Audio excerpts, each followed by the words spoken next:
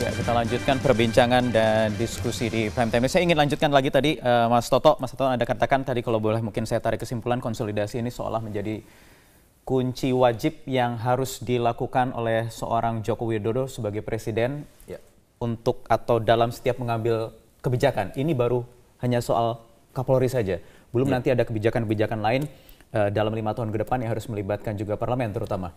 Ini hal yang sulit dan ini seolah ini ada simalakama, harus pilihan A, nanti ada konsekuensinya, B juga konsekuensinya.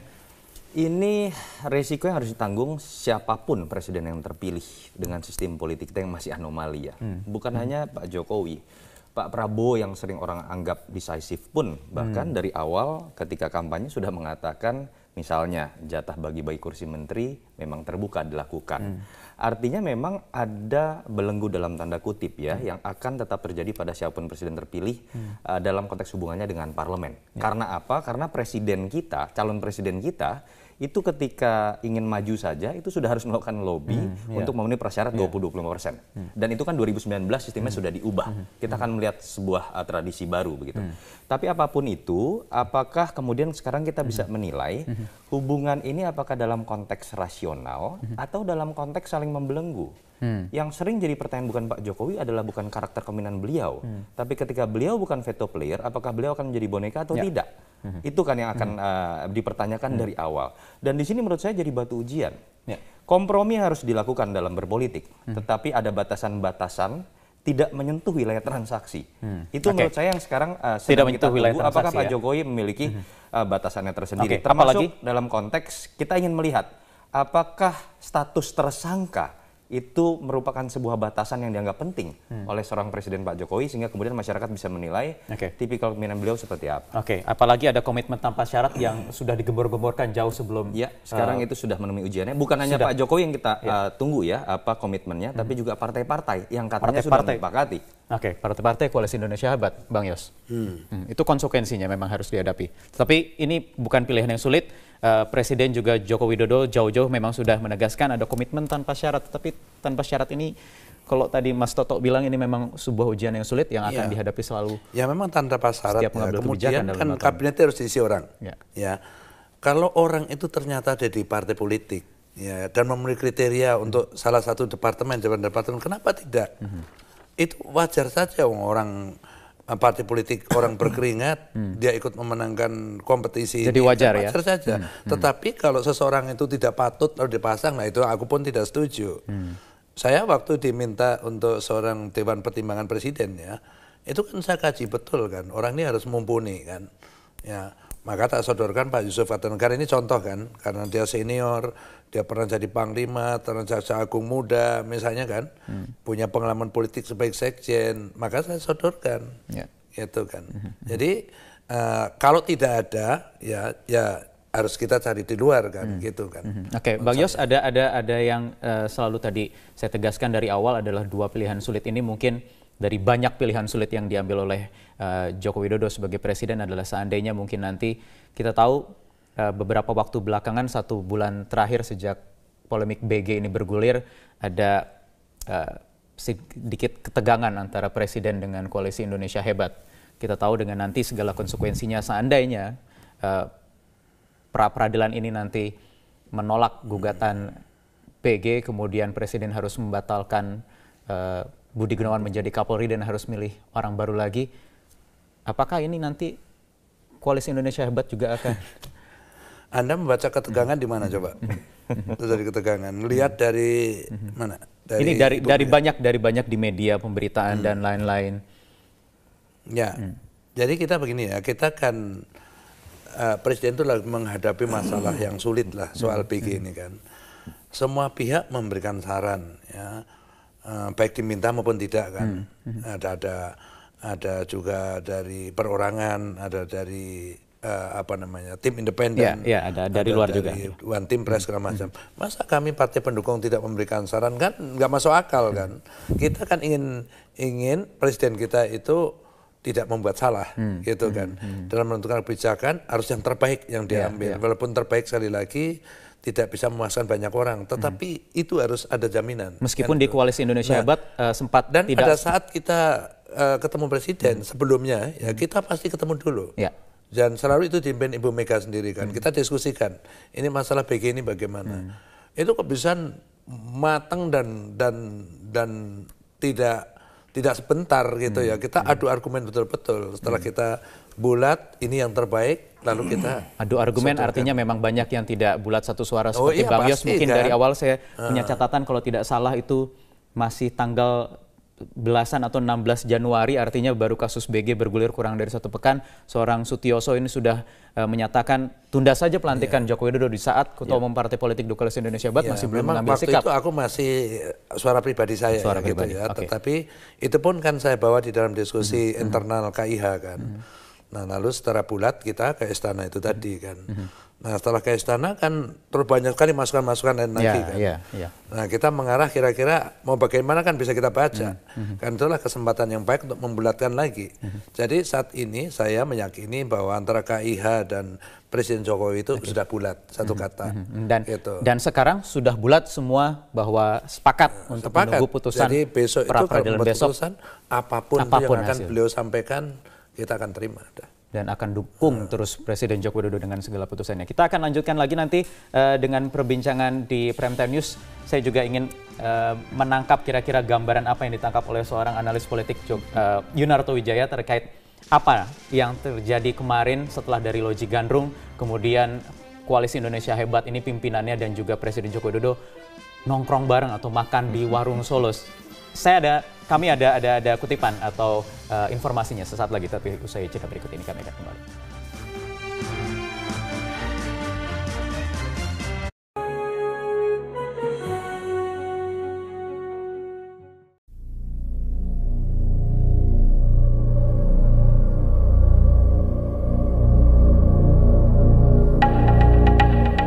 Semakin hari, kehidupan dirasa semakin berat.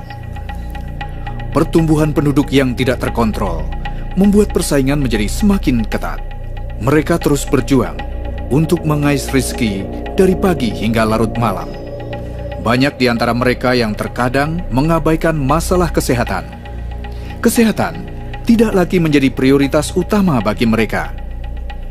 Karena kesibukannya, mereka tidak menyadari bahwa mereka telah mengkonsumsi dan dikelilingi oleh hal-hal yang akan mempengaruhi kesehatan mereka, seperti polusi air dan udara, kuman, virus dan bakteri, pestisida, dan hormon suntikan, pengawet makanan, perasa buatan, atau penyedap rasa, serta pewarna buatan yang banyak kita temukan dalam makanan yang kita makan setiap hari.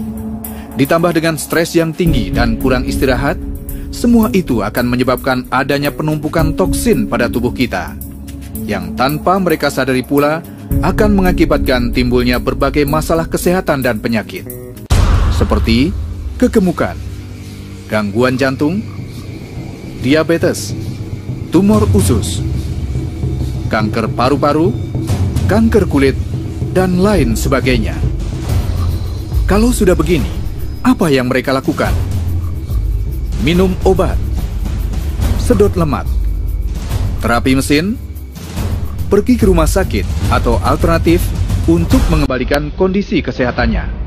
Tapi ada satu risiko yang harus ditanggung, yaitu mahalnya biaya dan efek samping yang tidak dikehendaki. Untuk mencapai kondisi tubuh sehat yang prima, kini ada sebuah solusi cerdas, yaitu detoksifikasi. Detoksifikasi adalah pembersihan atau proses pengeluaran racun atau zat-zat yang bersifat racun dari dalam tubuh. Semua perlu pembersihan. Apakah itu mobil, rumah, kebun, apalagi tubuh manusia. Dan ini adalah beberapa di antara mereka yang perlu menjalani program detox.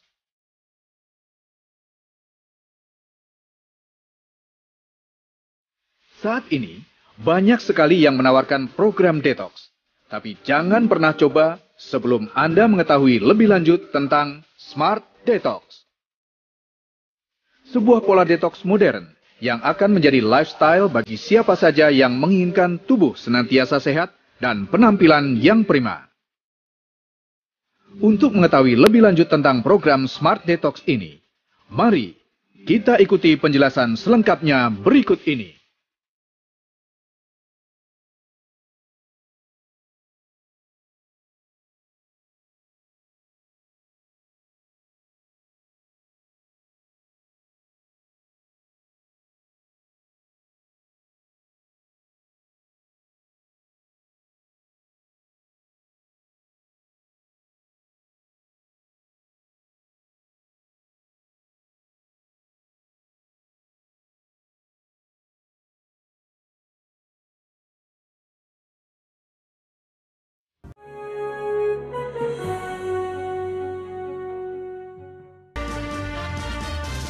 Ya, kita lanjutkan perbincangan dan diskusi di Prime Time. Saya ingin lanjutkan lagi tadi, Mas Toto Anda katakan tadi, kalau boleh mungkin saya tarik kesimpulan, konsolidasi ini seolah menjadi kunci wajib yang harus dilakukan oleh seorang Joko Widodo sebagai presiden untuk atau dalam setiap mengambil kebijakan. Ini baru hanya soal Kapolri saja. Belum nanti ada kebijakan-kebijakan lain dalam 5 tahun ke depan yang harus melibatkan juga parlemen terutama. Ini hal yang sulit dan ini seolah ini ada simalakama, harus pilihan A, nanti ada konsekuensinya, B juga konsekuensinya. Ini resiko yang harus ditanggung siapapun presiden yang terpilih dengan sistem politik kita yang masih anomali ya. Bukan hanya Pak Jokowi, Pak Prabowo yang sering orang anggap decisive pun bahkan dari awal ketika kampanye sudah mengatakan misalnya jatah bagi-bagi kursi menteri memang terbuka dilakukan. Artinya memang ada belenggu dalam tanda kutip ya yang akan tetap terjadi pada siapapun presiden terpilih dalam konteks hubungannya dengan parlemen. Karena apa? Karena presiden kita, calon presiden kita itu ketika ingin maju saja itu sudah harus melakukan lobby untuk memenuhi persyarat 20-25%. Dan itu kan 2019 sistemnya sudah diubah. Kita akan melihat sebuah tradisi baru begitu. Tapi apapun itu, apakah kemudian sekarang kita bisa menilai hubungan ini apakah dalam konteks rasional atau dalam konteks saling membelenggu? Yang sering jadi pertanyaan bukan Pak Jokowi adalah bukan karakter kepemimpinan beliau, tapi ketika beliau bukan veto player, apakah beliau akan menjadi boneka atau tidak? Itu kan yang akan dipertanyakan dari awal. Dan di sini menurut saya jadi batu ujian. Kompromi harus dilakukan dalam berpolitik, tetapi ada batasan-batasan tidak menyentuh wilayah transaksi. Itu menurut saya yang sekarang sedang kita tunggu. Apakah Pak Jokowi memiliki batasannya tersendiri? Termasuk dalam konteks kita ingin melihat apakah status tersangka itu merupakan sebuah batasan yang dianggap penting oleh seorang presiden Pak Jokowi sehingga kemudian masyarakat bisa menilai tipikal kepemimpinan beliau seperti apa. Apalagi ada komitmen tanpa syarat yang sudah digembor-gemborkan jauh sebelum. Ya, sekarang itu sudah menemui ujiannya. Bukan hanya Pak Jokowi yang kita tunggu ya apa komitmennya, tapi juga partai-partai yang katanya sudah menyepakati. Partai-partai Koalisi Indonesia Hebat, Bang Yos. Itu konsekuensinya memang harus dihadapi. Tapi ini bukan pilihan yang sulit. Presiden juga Joko Widodo jauh-jauh memang sudah menegaskan ada komitmen tanpa syarat. Tapi tanpa syarat ini, kalau tadi Mas Toto bilang ini memang sebuah ujian yang sulit yang akan dihadapi selalu. Ya memang tanpa syarat. Kemudian kan kabinetnya harus diisi orang. Kalau orang itu ternyata ada di partai politik dan memenuhi kriteria untuk salah satu departemen, kenapa tidak?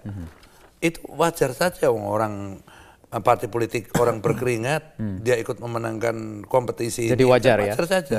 Tetapi kalau seseorang itu tidak patut lalu dipasang, nah itu aku pun tidak setuju. Saya waktu diminta untuk seorang Dewan Pertimbangan Presiden itu kan saya kaji betul kan, orang ini harus mumpuni kan. Maka tak sodorkan Pak Yusuf Kartanegara, ini contoh kan, karena dia senior, dia pernah jadi panglima, pernah jaksa agung muda misalnya kan, punya pengalaman politik sebagai sekjen, maka saya sodorkan, gitu kan. Jadi kalau tidak ada, ya harus kita cari di luar kan, gitu kan. Bang Yos, ada yang selalu tadi saya tegaskan dari awal adalah dua pilihan sulit ini mungkin dari banyak pilihan sulit yang diambil oleh Joko Widodo sebagai presiden adalah seandainya mungkin nanti kita tahu beberapa waktu belakangan 1 bulan terakhir sejak polemik BG ini bergulir ada sedikit ketegangan antara presiden dengan Koalisi Indonesia Hebat. Kita tahu dengan nanti segala konsekuensinya seandainya pra-peradilan ini nanti menolak gugatan BG, kemudian presiden harus membatalkan Budi Gunawan menjadi Kapolri dan harus milih orang baru lagi. Apakah ini nanti Koalisi Indonesia Hebat juga akan? Anda membaca ketegangan di mana coba? Itu dari ketegangan. Lihat dari mana? Ini dari banyak di media pemberitaan dan lain-lain. Jadi kita begini ya, kita kan Presiden itu lagi menghadapi masalah yang sulit lah soal PG ini kan. Semua pihak memberikan saran ya, baik diminta maupun tidak kan. Ada juga dari perorangan, ada dari tim independen, ada dari luar juga, One Team Press segala macam. Masa kami partai pendukung tidak memberikan saran, kan nggak masuk akal kan. Kita kan ingin presiden kita itu tidak membuat salah gitu kan. Dalam menentukan kebijakan harus yang terbaik yang diambil. Walaupun terbaik sekali lagi tidak bisa memuaskan banyak orang, tetapi itu harus ada jaminan. Meskipun di Koalisi Indonesia Hebat sempat dan tidak. Pada saat kita ketemu presiden sebelumnya ya kita pasti ketemu dulu. Dan selalu itu dipimpin Ibu Mega sendiri kan. Kita diskusikan ini masalah BG ini bagaimana. Itu kebiasaan matang dan tidak sebentar gitu ya. Kita adu argumen betul-betul. Setelah kita bulat ini yang terbaik, lalu kita adu argumen artinya memang banyak yang tidak bulat satu suara seperti Bang Yos. Mungkin kan? Dari awal saya punya catatan kalau tidak salah itu masih tanggal belasan atau 16 Januari, artinya baru kasus BG bergulir kurang dari 1 pekan. Seorang Sutioso ini sudah menyatakan tunda saja pelantikan Joko Widodo di saat Ketua Umum Partai Politik di Koalisi Indonesia Hebat masih belum mengambil sikap. Waktu itu aku masih suara pribadi saya gitu ya. Tetapi itu pun kan saya bawa di dalam diskusi internal KIH kan. Nah lalu secara bulat kita ke istana itu tadi kan. Nah setelah ke istana kan terus banyak sekali masukan-masukan lagi kan. Nah kita mengarah kira-kira mau bagaimana kan bisa kita baca. Kan itulah kesempatan yang baik untuk membulatkan lagi.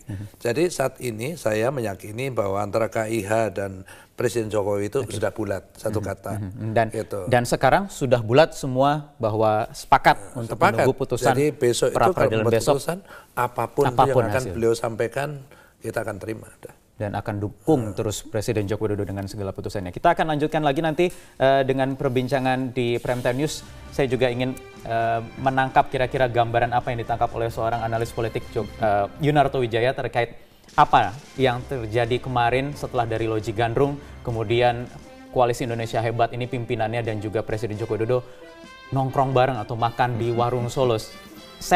Kami ada kutipan atau informasinya sesaat lagi, tapi usai jeda berikut ini kami akan kembali.